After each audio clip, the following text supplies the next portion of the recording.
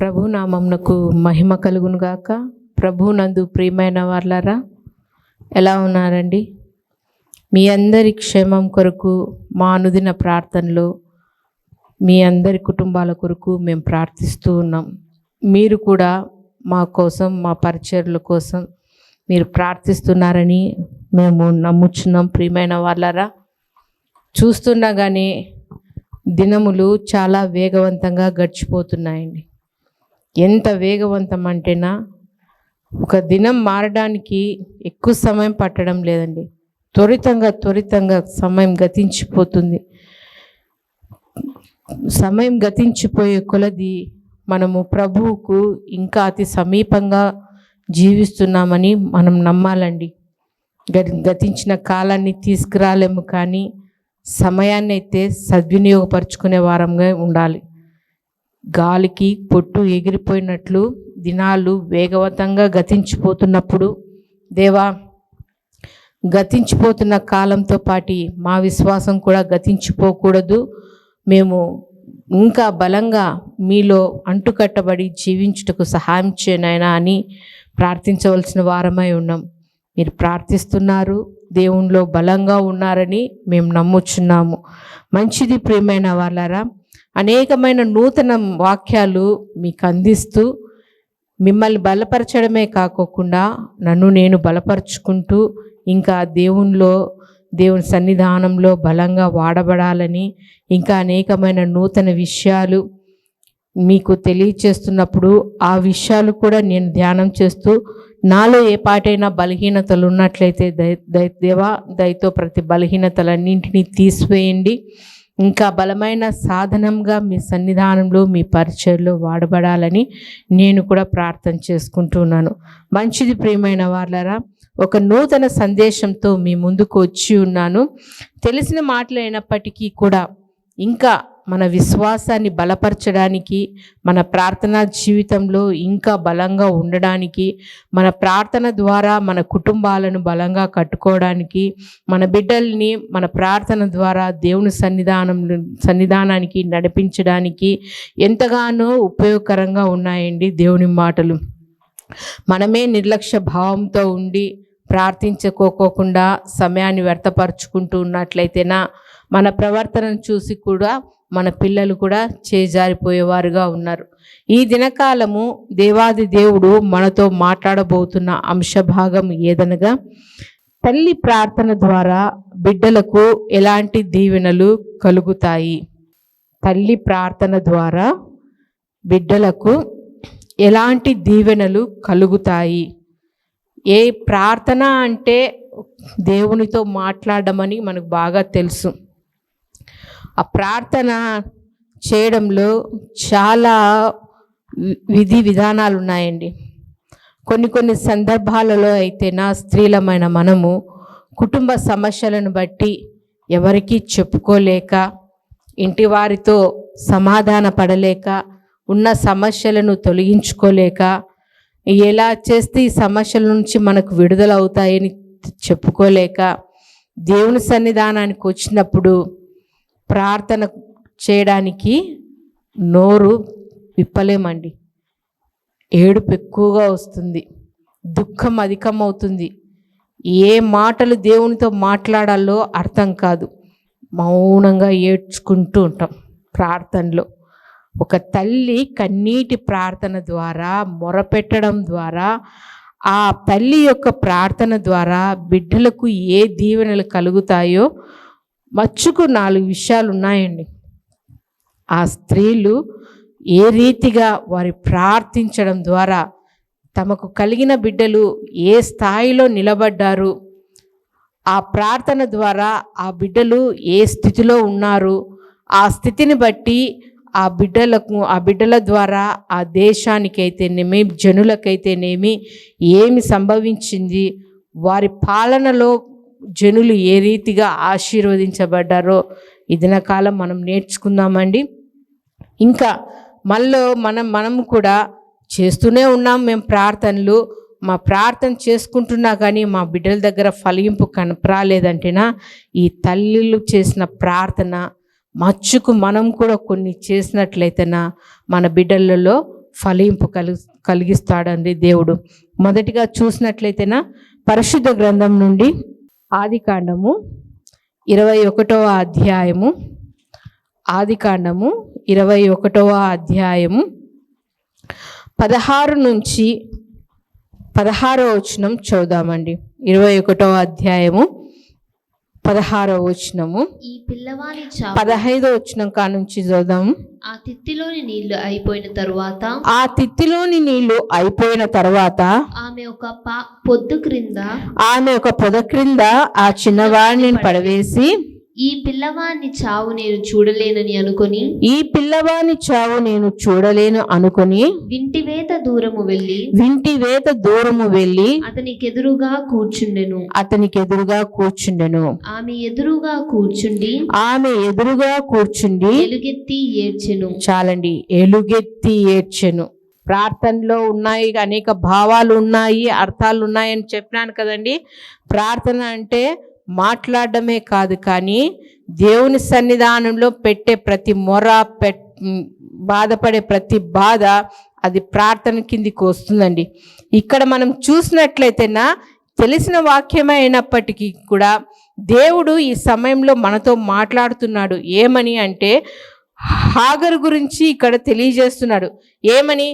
బిడ్డ యొక్క చావును చూడలేక, దాహముతో బిడ్డ తల్లడిల్లిపోతూ ఉంటే కన్న తల్లి చూడలేక ఒక పొద కింద బిడ్డను పరుండబెట్టి వింటివేత దూరంలోనికి వెళ్ళి ఎలుగెత్తి ఏడుస్తుందంట.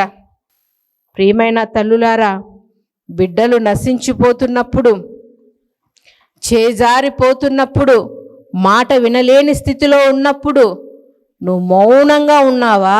దేవుని సన్నిధానానికి వచ్చి ఎలుగెత్తి ఏడుస్తున్నావా? దేవునితో మాట్లాడుతున్నావా?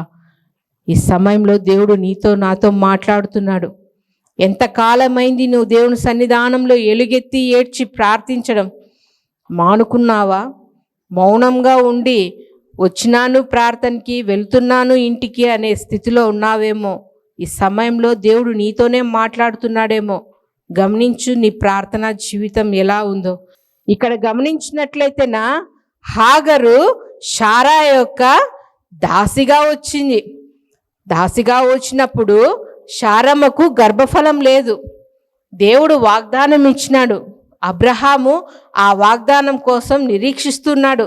దేవుడు మాట ఇచ్చినాడు, నీకు ఖచ్చితంగా నేను సంతానాన్ని ఇస్తాను, ఆకాశ నక్షత్రములంత సంతానము, ఇసుక రేవులంత విస్తారమైన సంతానాన్ని నీకు నేను ఇస్తాను, నువ్వు నా మాట చొప్పున ఉండు అన్నప్పుడు ఆ వాగ్దానానికి అబ్రహాం గారు కట్టుబడి ఉన్నారు, నిరీక్షిస్తున్నారు. కానీ శారమ్మకు తొందరపాటు ఎక్కువైపోయి, అయ్యా మనకు ఆస్తి ఎక్కువ ఉంది, ఈ ఆస్తి అంతా ఇంకొకరికి పోవడం ఎందుకు, ఇదిగో నాకు బిడ్డలు లేరు, ఎప్పుడు వస్తారో ఏమో తెలీదు, ఇదిగో నా దాసి ఉంది, నా దాసితో వెళ్ళి కుమారుని కను, అతనికి మనం పెంచుకుందాం, వారసునిగా చేసుకుందాం, మన ఆస్తికి వారసుడిగా ఉంటాడు అన్నప్పుడు శారా చెప్పిన ప్రతి మాట విని అబ్రహాం అయినప్పుడు శారమ్మ మాట చొప్పున అబ్రహాం వెళ్ళినారు. హాగర్కు వివాహం చేసుకున్నాడు, ఒక కుమారుని కన్నాడు. అతడి పేరు ఇష్మాయేల్ అని పెట్టినారు. అతడు పెరిగి పెద్దవాడు అవుతున్నప్పుడు దేవుడిచ్చిన వాగ్దానము ఫలించింది. శారమ్మ గర్భవతి కుమారుని కని ఇస్సాకు అని పేరు పెట్టినప్పుడు అక్కడ పై వచనంలో మనం 21వ అధ్యాయం మొత్తం చదువుతున్నప్పుడు అప్పుడు ఇస్సాకును చూసి ఇష్మాయేల్ నవ్వుతున్నప్పుడు ఈ శారమ్మకు కోపం అధికమైపోయి తన దాసిని అబ్రహాంతో అన్నాడు, ఈ దాసి ఈ హాగరు నా ఇంట్లో ఉండకూడదు, ఆమెను దూరంగా పంపించేయి, ఇక్కడ వద్దు అన్నప్పుడు ఆ శారా చెప్పిన ప్రతి మాటకు అబ్రహాం గారు లోబడి ఉంటూ ఆమెను తీసిపోయి అరణ్యంలో వదిలిపెట్టినాడు. అరణ్యంలో ఇడిచిపెట్టినప్పుడు ఆ హాగరుకు ఎటు వెళ్ళాలో తెలీదు, ఏ వైపుకి వెళ్ళాలో తెలీదు. ఆ అరణ్య మార్గంలో, ఆ ఎడారి ప్రాంతంలో అటు ఇటు తిరుగుతూ తన దగ్గర ఉన్న సంచిలో కొన్ని నీళ్ళున్నాయి, అయిపోయినాయి. కుమారుడు దాహం అంటున్నప్పుడు కన్నతల్లి యొక్క ప్రేమ చూడండి, పేగులు తరుక్కుపోయి, ఇంత బిడ్డను నేను కోల్పోవాలనా, దాహంతో నా కుమారుడు చనిపోవాలా, వాని చావు నేను చూడాలా, ఇంతకంటే ఇంకేమన్నా ఉందా నాకు అని చెప్పి ఆ బాలుడి యొక్క స్థితిని చూడలేక అతను వేదన పడుతున్న స్థితిని గమనించి దూరంగా కుమారుని పండుబెట్టి తాను దూరంగా వెళ్ళి కుమారుని కొరకు ఎలుగెత్తి ఏడుస్తుందండి హాగరు. మనకొక పాఠం. మీ మధ్యకాలంలో మనం చూస్తున్నామండి వార్తలు. ఇంతసేపు సినిమాలు, సీరియల్స్ ఇవి కాదండి, లోకంలో జరుగుతున్న వాటి మీద కూడా కొంచెం దృష్టి పెట్టండి. సీరియల్ ద్వారా కుటుంబాలు పతనమే, సినిమాల ద్వారా పతనాస్థితిలోనికే. అవి ఏమి మనకు జ్ఞానం ఇచ్చేటివి కాదు. ఇదిగో జ్ఞానం ఇచ్చేటి దేవుని వాక్యమే. దేవుని వాక్యం చదవండి. అప్పుడప్పుడు లోకంలో ఏమి జరుగుతున్నాయో గమనించండి. నేటి కాలంలో యవన ప్రాయంలో ఉన్న బిడ్డలు వారి యొక్క స్థితిగతులు చాలా ఘోరమైన స్థితిలో ఉన్నారు. చూడండి, తమ విలాసాల కొరకు, తమ ఆడంబరాల కొరకు, తమ స్వేచ్ఛను తల్లిదండ్రులు హరిస్తున్నారు. అలా వెళ్ళొద్దు, ఇలా తిరగద్దు, ఇలాంటి బట్టలు వేసుకోవద్దు, ఇలా మాట్లాడకూడదు, ఇలా కూర్చోవాలి, ఇలా నడుచుకోవాలని ఇచ్చే సలహాలు నేటి కాలంలో బిడ్డలకు పనిచేయడం లేదండి. ఒకప్పుడు మగపిల్లలే అనుకుంటున్నాం, యవనస్తులే అనుకుంటున్నాం. ఇప్పుడు యవనరాళ్ళు ఆడపిల్లలు కూడా చాలా ఘోరమైన స్థితిలోకి పయనిస్తున్నారు. తమ విలాసవంతమైన జీవితానికి వారు స్వేచ్ఛగా హాయిగా తిరగాల, ఇష్టానుసారంగా తిరుగుతూ ఉంటే తల్లిదండ్రులు గద్దిస్తున్నారని ఆ తల్లిదండ్రులను అడ్డం తొలగించుకోవాలని కిరాతకంగా తల్లిదండ్రులను చంపే బిడ్డలు లేరా? ఉంటున్నాం కదా ఈ మధ్యకాలంలోనే. 15-16 సంవత్సరాల అమ్మాయి కనీ పెంచిన తల్లిని ఎంత ఘోరంగా చంపిందండి. తన ప్రేమకు ఆటంకకరంగా ఉంది, హెచ్చరికలు చేస్తుంది. ఇలాంటి జీవితాలు వద్దు, మంచిగా చదువుకో, మంచిగా బ్రతుకు, నీ కాళ్ళ మీద నువ్వు నిలబడు, అప్పుడు సమస్తము నీ కాళ్ళ కిందికే వస్తాయి ఏవైనా కానీ అని తల్లిదండ్రులు చెప్పేవారు. కానీ ఈ సూచనలు మాకు పట్టవు. మేము ఎంజాయ్మెంట్లో ఉన్నాం. ఇప్పుడు మేము సరదాగా గడపక ఎప్పుడు గడపాలని నేటి కాలం యువతలు ఏం చేస్తున్నారు? అడ్డంగా ఉన్న తల్లిదండ్రులను చంపుతున్నారు, తోడబుట్టులను చంపుతున్నారు. అంత మాత్రమే కాకుండా తల్లిదండ్రులు కూడా, తల్లి కూడా వివాహేతర సంబంధాలు పెట్టుకొని ఆటంకంగా ఉన్నారని బిడ్డలను హతమార్చే తల్లులు ఉన్నారు, తండ్రులు ఉన్నారు. ఇలాంటి స్థితులు ఉన్నాయి కాబట్టి సమాజంలో ప్రియమైన తల్లి, ఓ తండ్రి, ఈ సమయంలో దేవుడు నీతోనే మాట్లాడుతున్నాడేమో. ఈ సమాజంలో జరుగుతున్న వాటి అన్నింటినీ బిడ్డలకి హెచ్చరికలు చేస్తూ ఇలాంటి స్థితిలో మనం పయనించకూడదు అని ఎలుగెత్తి దేవుని సన్నిధానంలో మొరపెట్టే స్థితిలో ఉండాలండి. హాగరు తన కుమారుడు చనిపోయే స్థితిలోకి వస్తున్నాడని గ్రహించి తెలుసుకొని వేదనతో ఎలుగెత్తి దేవునికి మొరపెడుతుంది. ఆ మొర ఏమన్నా వ్యర్థమైందా? కింది వచనాలలో మనం చూస్తూ వెళ్తే దేవుడు మాట్లాడుతున్నాడు. హాగరు, ఏమైంది? ఎందుకు అలా ఏడుస్తున్నావు? నీ కుమారునికి ఏమీ కాదు. ఆ బిడ్డ పడుకున్న చోటే జీవజలాన్ని దేవుడు అనుగ్రహించి బిడ్డకు దప్పిక తీర్చి ఒక గొప్ప పేరును దేవుడు ఆ బిడ్డకు అనుగ్రహించినాడండి. ఒక వంశావళినే ఆ కుమారునికి అనుగ్రహించినాడు దేవుడు. ఇష్మాయేల్ సంతతి అంత ఉన్నతమైన స్థితిలోనికి రావడానికి కారకుడైనాడు ఇష్మాయేలు. ప్రియమైన వాళ్ళరా, నీ బిడ్డలు పతన స్థితిలో ఉన్నారేమో, చేజారిపోయిన స్థితిలో ఉన్నారేమో. ఆ బిడ్డలను బట్టి నువ్వు దేవుని సన్నిధానంలో ఎలుగెత్తి దేవునికి మొరపెట్టినట్లయితేనా, గోజాడినట్లయితేనా, దేవా నా బిడ్డల యొక్క పరిస్థితిని చూడు తండ్రి, ఎన్నిసార్లు చెప్పినా వారు మాట వినడం లేదు, వాళ్ళ ఇష్టానుసారమైన జీవితంలో వారు జీవిస్తున్నారు, కనికరించి వారికి సరైన జ్ఞానం మీ తండ్రి అని దేవుని సన్నిధానంలో నువ్వు మొరపెట్టినట్లయితేనా దేవుడు అద్భుతంగా వారిని వాడుకుంటారండి.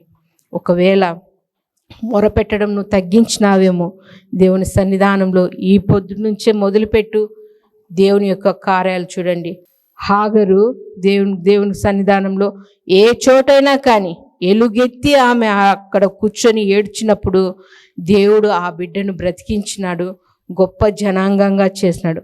అలాగే మనం చూస్తూ వెళ్తున్నట్లయితేనా నిర్గమాకాండము 2వ అధ్యాయము 2-3 వచనాల్లో చూసినట్లయితేనా దేవుని మాటలు ఈ రీతిగా సెలవిస్తున్నాయి.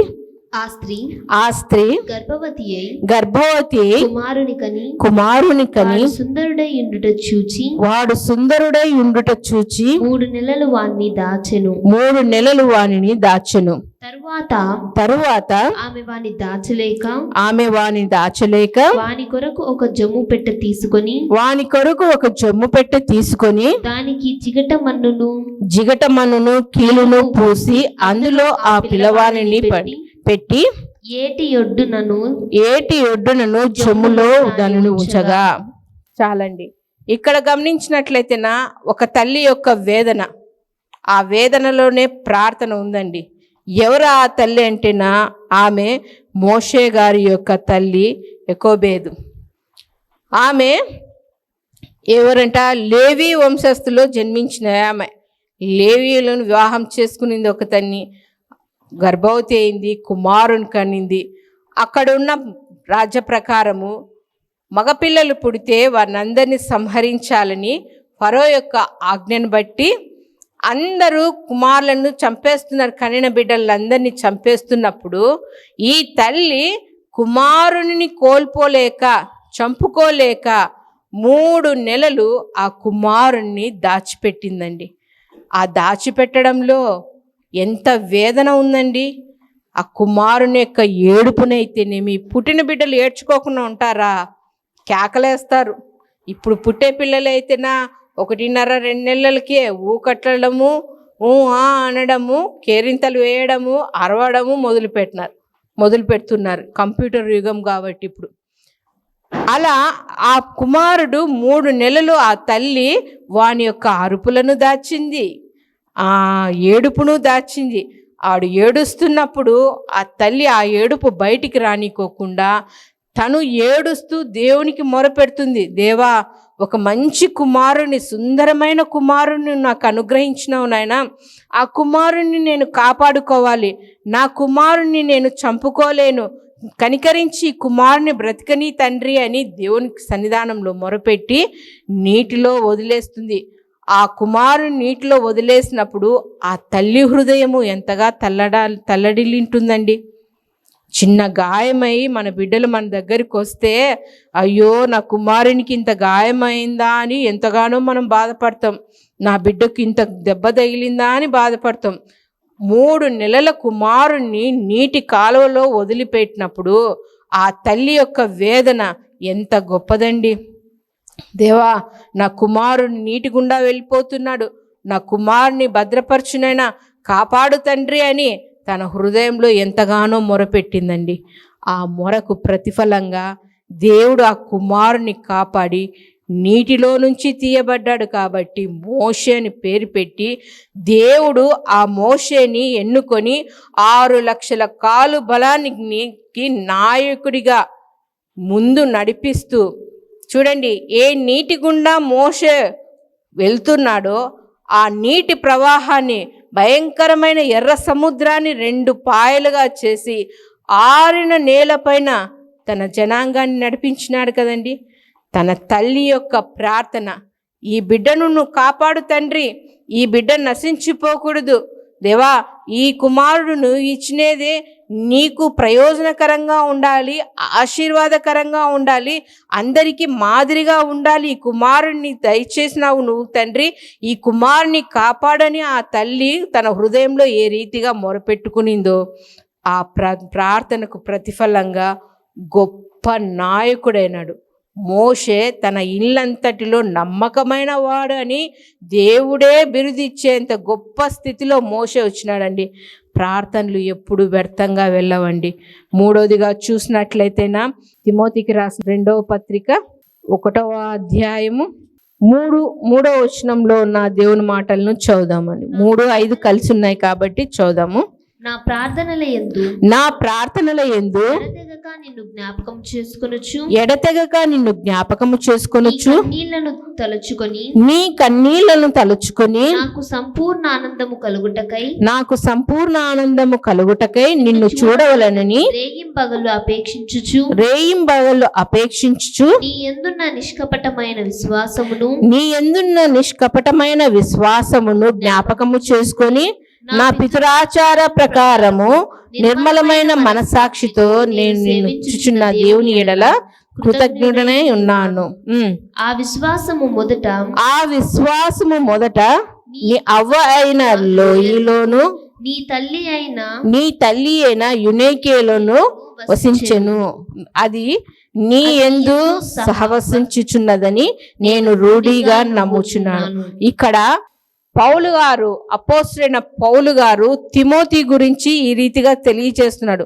అయ్యా, నా ప్రార్థనల యందు ఎడతెగక నిన్ను జ్ఞాపకం చేసుకొనుచున్నాను. ఎందుకంటేనా ఇక్కడ కింది వచనాలలో చూసినట్లయితేనా నిష్కపటమైన విశ్వాసమును జ్ఞాపకము చేసుకొని, నీ విశ్వాసములో ఏమైనా కానీ కలంకం కానీ మచ్చు కానీ డాలు కానీ ఏ కుతంత్రాలు లేవండి. నిష్కపటంగా ఉంది, పవిత్రంగా ఉంది, చాలా శుద్ధంగా ఉంది నీ విశ్వాసం. ఎట్లా వచ్చిందయ్యా నీకు ఆ విశ్వాసం అంటే, ఇదిగో మొదట నీ అవ్వ అయిన లోయలోను నీ తల్లి అయిన యునేకేలోను. ఇక్కడ ఇద్దరు తల్లులను సూచిస్తున్నాడు పౌలు గారు.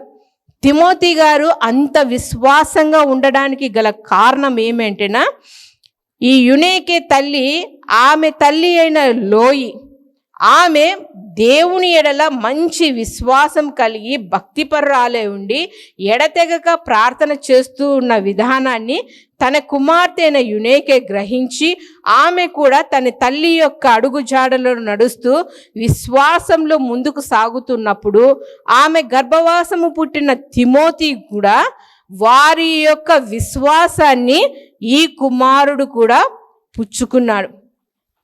మనము చేసే ప్రతి పని, మన కట్టుబాట్లు, మాట తీరు, ప్రతిదీ మన బిడ్డలు గమనిస్తున్నారండి. ఇప్పుడే సాయంత్రం ఒక సహోదరి నాతో మాట్లాడుతుంది, ఆంటీ నా కుమార్తెకు మూడు సంవత్సరాలు వెళ్ళి 4 సంవత్సరాలు అవుతాయి. ఏ మాటకు ఆ మాటకు కరెక్ట్గా సమాధానం ఇస్తుంది. ఇప్పుడు ఆ బిడ్డ దగ్గర ఏదైనా నేను ఒకటి మాట్లాడాలంటే ఆలోచించి నేను మాట్లాడతాను. కరెక్టే అండి. ఇప్పుడున్న ఫాస్ట్ యుగంలో బిడ్డలు టప టప టప మాట్లాడుతున్నారు. నోటికి ఏ మాటలైతే ఆ మాటలు వచ్చేస్తాయి. ఎట్లా? ఇంట్లో మనం మాట్లాడుతుంటాం కదా, ఒకవేళ నీ కుటుంబంలో నీ బంధువులలో ఎవరైనా నీకు సరిపోని వాళ్ళు ఉన్నట్లయితేనా వాళ్ళ గురించి నువ్వు తక్కువగా మాట్లాడుతున్నప్పుడు నీ బిడ్డలు వింటారు కదా. రేపొద్దు వారు నీకు కనపడినప్పుడు నీ బిడ్డలు వారిని గౌరవించరండి, వాళ్ళు కూడా చులకన భావంతో మాట్లాడతారు. అంతే, మనము ఎలా ప్రవర్తిస్తామో మన బిడ్డలు కూడా అదే రీతిగా ప్రవర్తిస్తారు.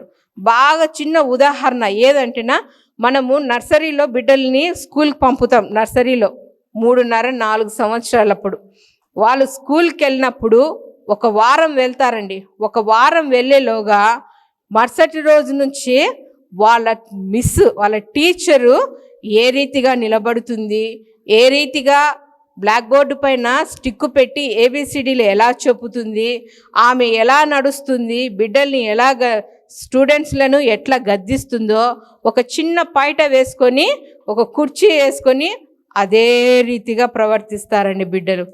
అక్కడ పౌలు గారు అంటున్నారు, నీ తల్లి నీ అవ్వ ఏ రీతిగా విశ్వాసంలో ఎదిగారో నీవు కూడా అదే విశ్వాసంలో ఎదిగినావు కాబట్టి నువ్వు మంచి పరిచారకుడిగా ఉన్నావు అని పౌలు గారు అంటున్నారు. ఆ తల్లి యొక్క ప్రార్థన గొప్ప దైవజనుడికి గొప్ప పరిచారకుడిగా, మంచి శిష్యుడిగా, నా ఆత్మీయ కుమారుడు అని పౌలు సంబోధించేటట్లు తిమోతి గారు ఉన్నారండి. ప్రియమైన తల్లులారా, మీరు సంఘానికి వెళ్తున్నప్పుడు మీ బిడ్డలు మీ సంఘ కాపరికి, ఈ పలాని బిడ్డ నా ఆత్మీయ కుమారుడు, నేను ఏది చెప్పితే దాని ప్రకారంగా నడుస్తాడు, ప్రార్థన కూడా చాలా చక్కగా చేస్తాడు, అనే పిలుచుకుంటున్నారా? అలా లేనట్లయితే ప్రార్థించండి. యునేకే ఏ రీతిగా ప్రార్థించిందో తన కుమారుని పట్ల, ఆ రీతిగా సంఘంలో నీ బిడ్డలు కూడా మంచి విశ్వాసులుగా, మంచి బిడ్డలుగా, మంచి పరిచారకులుగా ఉండుటకు దేవుడు కృప చూపిస్తాడు. ఇలా చెప్పుకుంటూ వెళ్తే తన బిడ్డల రక్షణ కొరకు సలోమి, మనం చూసినట్లే మత్తయి సువార్త 20:20 తన 2 కుమారులను యేసు ప్రభుల దగ్గరికి తీసుకొని వచ్చి ఆమె మ్రొక్కినప్పుడే ప్రభులు వారు గ్రహించారు. అమ్మా ఏం అడుగుతున్నావు అంటే, ఏమంటుంది ఆ తల్లి? అయ్యా, నీ పక్కన ఒక కుమారుడు, ఈ పక్క ఒక కుమారుడు, నాకు 2 కుమారులు నీ దగ్గర ఉండాలయ్యా అని. చూడండి, నువ్వు అడుగుతున్నావా దేవుని సన్నిధానంలో? మొరపెడుతున్నావా నీ బిడ్డల యొక్క రక్షణ కొరకు? దేవా, నశించిపోతున్న ఈ లోకంలో నా బిడ్డలు నశించిపోకూడదయ్యా, రక్షణలోకి రావాలి, నీ చెంతనే నా బిడ్డలు ఉండాలి, నీ సన్నిధానంలోనే నా బిడ్డలు ఉండాలి, నా కుటుంబం అంతా నీ సన్నిధానంలో ఉండాలి, మేమంతా ప్రార్థనలో బలంగా ఉండాలి, ఎల్లప్పుడూ మిమ్మల్ని సేవించే బిడ్డలుగా మేము ఉండాలి, మిమ్మల్ని ఘనపరిచే బిడ్డలుగా మేము ఉండాలని ఒక తల్లి యొక్క ప్రార్థన మీకుందా? ఈ సలోమి తన బిడ్డల కొరకు దేవుని సన్నిధానంలో ప్రార్థించింది. బాగా వారు ఎదిగారండి. మనం చూసినట్లయితే యోహాను గారు పద్మాసు దీపంలో ఉండి ప్రకటన గ్రంథం రాస్తున్నాడు. జరగబోయే వాటిని గురించి అన్ని హెచ్చరికలు చెప్పే స్థితికి వచ్చినాడు. ఇంకో కుమారుడు దేవుని కోసం హతసాక్షి అయినారండి. ప్రార్థించండి దేవుని సన్నిధానం. దేవా, నా బిడ్డలు ఈ లోకంలో చెడిపోకూడదండి, నీ సన్నిధానంలో ఉండాలి.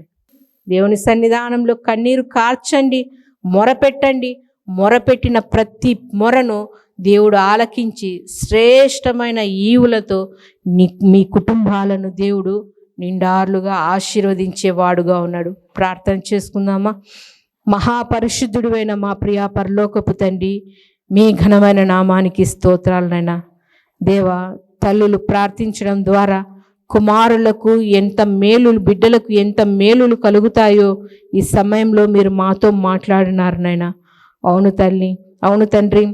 హన్నా అయితేనేమి తండ్రి, తనకు గర్భఫలం కొరకు మీ సన్నిధానంలో మొరపెట్టింది తండ్రి. మొరపెట్టినప్పుడు తండ్రి గొప్ప కుమారుని తండ్రి మీరు హన్నాకు అనుగ్రహించినారు నాయనా. బేర్షెబా మొదలుకొని దాను వరకు తండ్రి గొప్పగా తండ్రి మీ నామాన్ని ప్రకటిస్తూ యాజక ధర్మాన్ని అయితేనేమి తండ్రి, అలాగే నాయనా తండ్రి న్యాయాధిపతిగా ఉండి అనేకులకు తండ్రి న్యాయం తీరుస్తూ మీ మాటలను సెలవిచ్చే గొప్ప బిడ్డగా మీరు తీర్చిదిద్దినారు నాయనా. ఇప్పుడు మేము ధ్యానించిన ప్రతి ఒక్కరునైనా మీ సన్నిధానంలో మొరపెట్టిన వారే, వారి బిడ్డల కొరకు మొరపెట్టి ఉన్నతమైన స్థితిలో నిలవబెట్టిన వారే తండ్రి. మేము కూడా తండ్రి ఈ సమయంలో మీ సన్నిధానంలో మొరపెడుచున్నాం తండ్రి. నశించిపోతున్న లోకంలో తండ్రి మా బిడ్డలు నశించిపోకుండా తండ్రి ఎల్లప్పుడూ మీ కృపా హస్తాల కింద భద్రపరిచి కాపాడుతూ తండ్రి నా మా బిడ్డలకు ఉన్నతమైన స్థితిని అనుగ్రహించే గొప్ప దేవుడు మీరే ఉన్నారని తండ్రి ఎల్లప్పుడూ నాయన మా బిడ్డలకు తండ్రి మీ బోధలను తెలియచేస్తూ, మీ క్రమాన్ని తెలియచేస్తూ, మీ యందు భయభక్తులు గల బిడ్డలుగా జీవించుటకు తండ్రి కృప చూపించమని అడుగుచున్నాం నాయన.